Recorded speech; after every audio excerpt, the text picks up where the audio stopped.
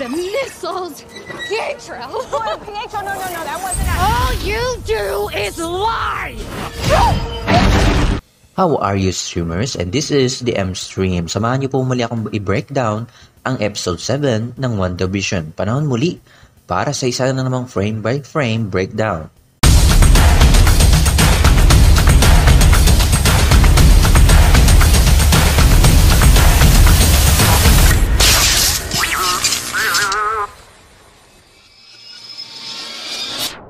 Before we begin, you can comment down below to join in my custom shoutout.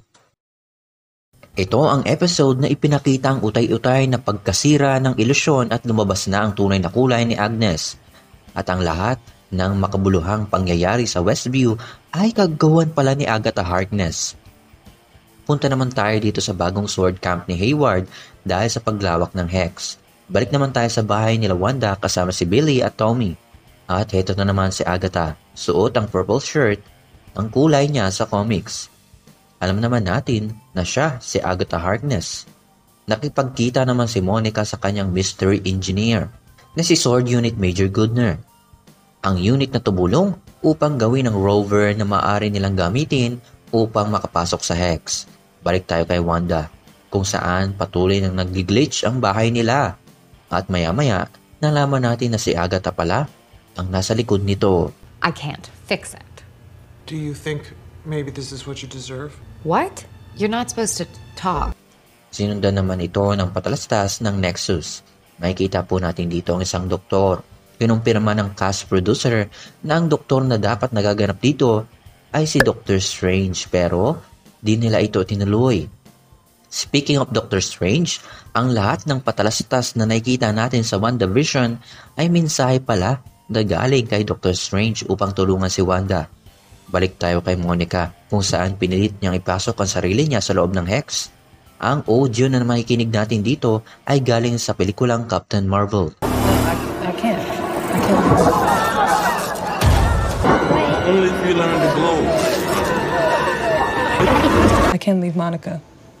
Mom, it's okay. I can stay with Grandma and Papa. There's no way I'm going, baby. It's too dangerous. Maybe I could fly up and meet you halfway. Oh, only if you learn to glow like your auntie. At paglabas niya, ang kulay ng kanyang mata ay lumiwanag at nakita niya ang totoong sitwasyon ng Westview. At opisyal nang naging Photon si Monica.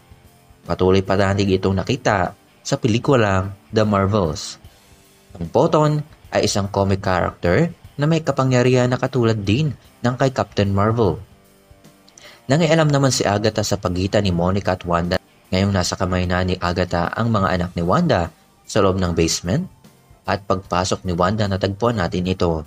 Napansin natin na lumapad na ang ratio ng video dito. Ibig sabihin, wala na tayo sa Westview.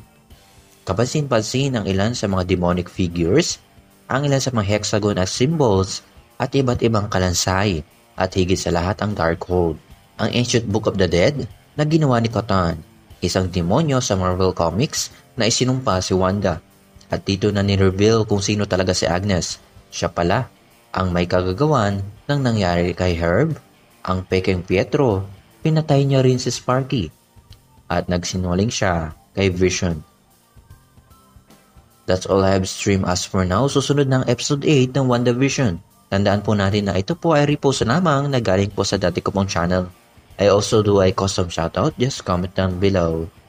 Subscribe ka na kung bago ka dito. See you on the next episode.